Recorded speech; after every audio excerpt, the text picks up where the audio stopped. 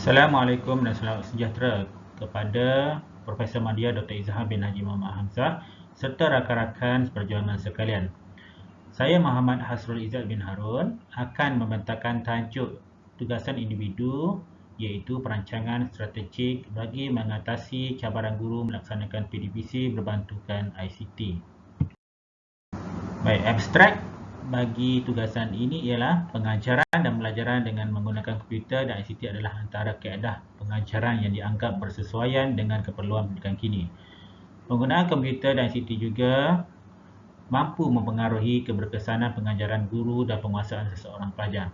Persoalannya ialah sejauh manakah guru melaksanakan pengajaran menggunakan komputer dan ICT dan tahap penguasaan guru serta kekangan yang dihadapi.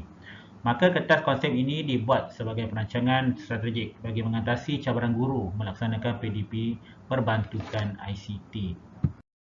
Okey, kita lihat pengenalan. ICT adalah merupakan singkatan daripada perkataan Information and Communication Technology yang membawa maksud teknologi maklumat dan komunikasi. Manakala menurut Kamus Dewan edisi keempat, teknologi maklumat dan komunikasi adalah bermaksud teknologi yang berkaitan dengan pemerolehan, penyimpanan, pemprosesan dan penyebaran maklumat melalui penggunaan teknologi komputer dan telekomunikasi. Teori yang digunakan pakai ialah teori Kurt-Lewin. Merujuk pada teori Kurt-Lewin 1951 dan model perancangan strategik Bryson 2003. Menurut Lewin, 1951 menyatakan bahawa perubahan dapat dibahagikan kepada 3 tahap yang meliputi tahap unfreezing iaitu pencairan, tahap moving, bergerak dan tahap refreezing iaitu pembekuan. Tahap unfreezing, pencairan adalah proses perubahan yang mesti mempunyai motivasi yang kuat untuk berubah dari keadaan asalnya dengan mengubah keseimbangan yang ada. Tahap moving pula, iaitu bergerak, adalah tahap proses perubahan yang mana ia boleh terjadi apabila seseorang itu mempunyai maklumat dan sikap serta kemampuan yang cukup untuk berubah.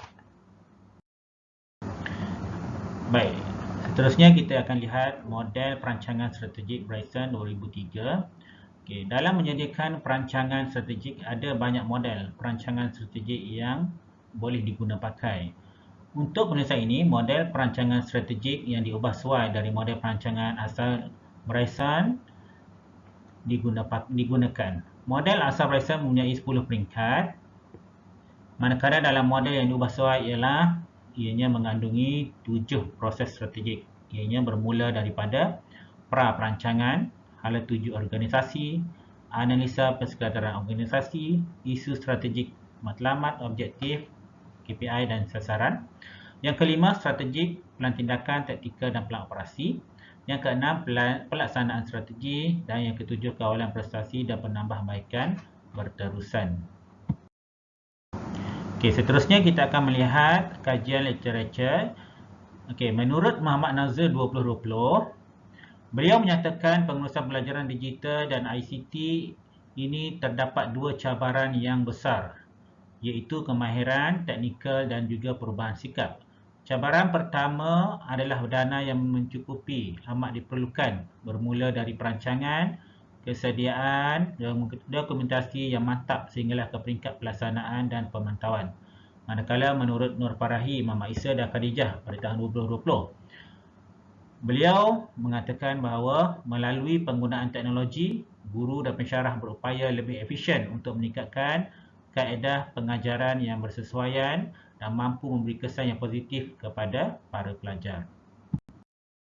Menurut Howell pula pada tahun 1971, di mana beliau melihat pelajar lebih tertarik untuk mempelajari sesuatu subjek, beliau memfokuskan pada bahasa Perancis dengan menggunakan komputer berbanding cara konvensional. Manakala menurut Haji Abdul Ghani Samsudin pada tahun 2008, beliau mengatakan perkembangan ilmu yang pesat berkait rapat dengan wahana perkembangan pembelajaran dan pelajaran yang efektif dan bestari. Baik, untuk dapatan kajian pula, artikel yang pertama yang bertajuk Community Service Learning in Graduate Planning Education. Menurut Allen pada tahun 2005, pendekatan pedagogi yang menghubungkan pengajaran dalam kelas dengan kerja yang berasaskan penglibatan komuniti. CSL ataupun Community Service Learning ini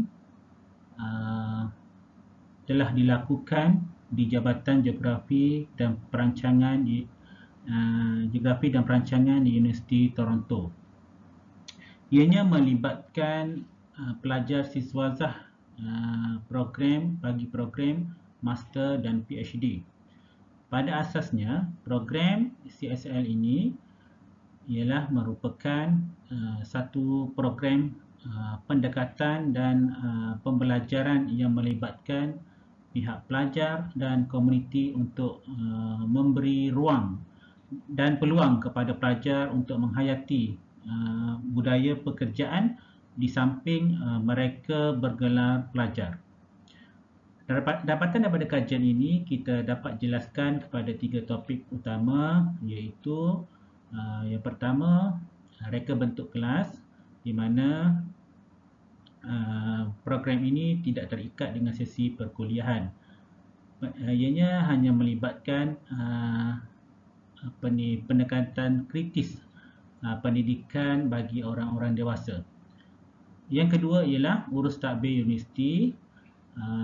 Pihak pengurusan perlu mengambil masa dalam jangka yang agak lama untuk menguruskan program ini, manakala apabila mengambil masa yang terlalu lama, ianya melibatkan peningkatan kos dalam merancang kursus ini. Manakala yang ketiga, ianya melibatkan penglibatan komuniti, iaitu komuniti ini memberi idea sumbangan yang berkualiti dari siswazah, memberi idea dan sumbangan yang berkualiti dari siswazah kerana mereka telah melibatkan diri dalam organisasi yang ternama. Okey, kesimpulannya, community service learning ini yang melibatkan pembelajaran siswazah, master ataupun PhD dan pihak komuniti, ianya saling berkait antara satu sama lain. Baik, bagi dapatan kajian yang kedua ialah yang bertajuk Strategic Planning Effectiveness in Jordanian Universities, Faculty Members and Academic Administrators Perspective. Hasil daripada dapatan kajian artikel yang kedua ini ialah SPE ini dinilai daripada 5 aspek yang utama, iaitu kepentingan SPE, tahap penglibatan. Tahap penglibatan ini bermaksud tahap penglibatan ahli fakulti dan juga ahli perspektif akademik tersebut. Okey, yang seterusnya ialah pelaksanaan SPE, perancangan SPE dan juga tadbir urus SPE.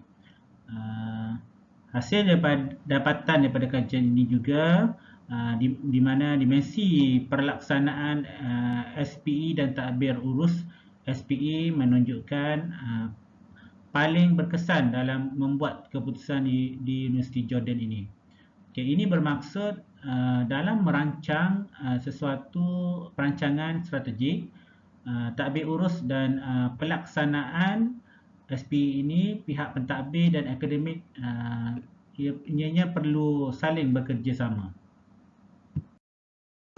Baik, sekarang kita akan lihat isu-isu di Malaysia berkaitan perancangan yang telah dibuat. Okey, yang pertama ialah guru kurang kemahiran ICT. Kebanyakan guru di sekolah yang senior kebanyakannya kurang kemahiran ICT. Yang kedua, guru juga kurang mahir menggunakan komputer. Yang ketiga, sikap guru yang tidak mahu belajar tentang kemahiran ICT. Yang keempat, kemudahan dan alat teknologi di sekolah tidak diuruskan dengan baik dan terdapat sekolah-sekolah yang tidak mempunyai kemudahan alat teknologi yang lengkap. Yang seterusnya ialah kegagalan masa daripada guru sendiri untuk menggunakan ICT ini. Okey, seterusnya kita akan melihat implikasi terhadap sistem pendidikan. Okey, dalam konteks pendidikan, penggunaan teknologi media ini amat perlu dilakukan untuk menambah baik pendekatan pembelajaran dan pelajaran. Penggunaan teknologi media dalam sistem pendidikan secara tidak langsung dapat mewujudkan hubungan yang baik antara para pendidik dan pelajar. Dan yang ketiga ialah penggunaan teknologi media ini juga merupakan salah satu usaha yang memudahkan para pendidik untuk membantu meningkatkan kefahaman kepada pelajar tentang pelajaran yang hendak disampaikan oleh guru. Okay, seterusnya, implikasi guru kurang mahir ICT akan menyebabkan PDPR kurang menarik. PDPR akan menjadi secara konvensional sekarang ini, dewasa ini telah bagi pelajar kurang menarik kerana mereka didedahkan dengan ICT dan juga teknologi sekarang ni.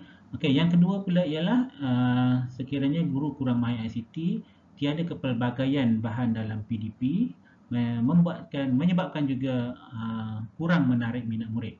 Seterusnya, tiada tugasan melalui Google Classroom atau dalam talian. Okey, seterusnya menimbulkan masalah dalam menyediakan pelaporan atau kertas kerja kerana kurangnya kemahiran ICT. Okey, kaitan perancangan dengan pelan pembangunan pendidikan Malaysia pada 2013 hingga 2025 iaitu pada anjakan ke-7. Kalau kita lihat, anjakan ini menekankan tentang memanfaatkan ICT bagi meningkatkan kualiti pembelajaran di Malaysia. Okey, kalau kita lihat kat sini, PPPM meminta guru-guru untuk memaksimalkan penggunaan ICT bagi pembelajaran jarak jauh dan kadar kendiri untuk memperluas akses kepada pengajaran yang berkualiti tinggi. Yang kedua ialah menambah baik bahan media dalam menyampaikan subjek teras melalui perkongsian kandungan dalam talian. Okey. Yang ketiga ialah menyediakan akses internet dan persekitaran pembelajaran maya melalui One Bestarinet bagi 10,000 sekolah.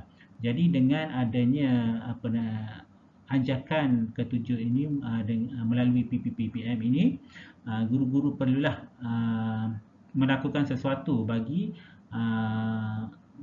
meningkatkan pengajaran dan pembelajaran menggunakan ICT ini. Baik, antara perancangan-perancangan yang telah dibuat dalam kertas konsep ini ialah pertama, peranan dibahagikan pada dua. Okey, saya bagi pada dua, itu peranan pemimpin sekolah dan juga peranan guru itu sendiri. Yang pertama, peranan pemimpin sekolah perlulah menjalankan kursus ICT dalam kalangan guru. Okey, yang kedua, menganjurkan seminar atau bengkel bagi mendedahkan guru dengan ICT. Yang ketiga, mewajibkan memberi tugasan kepada murid melalui dalam talian. Yang keempat, menjadikan kemudahan peralatan teknologi di sekolah. Dan yang kelima, memantau penggunaan ICT pada guru. Okey, manakala bagi peranan guru pula, bagi guru yang kurang mahir, mereka perlulah mewujudkan mentor ICT dalam kalangan guru itu sendiri.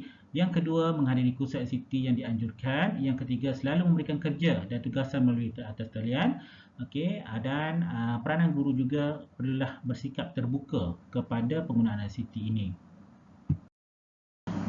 Sebagai kesimpulannya, secara keseluruhannya, perancangan strategik untuk mengatasi cabaran guru menggunakan ICT ini yang dijalankan ini akan menjadi lebih bermakna apabila semua yang berada di jabatan PPD maupun di sekolah, tidak kira dalam pentadbiran maupun staf akademik, menjalankan segala perancangan yang baik. Oleh itu, kita perlulah bersama-sama untuk berganding bahu untuk memastikan perancangan untuk mengatasi cabaran guru ini menggunakan ICT ini dapat dilaksanakan dengan baik di sekolah. Sekian, terima kasih.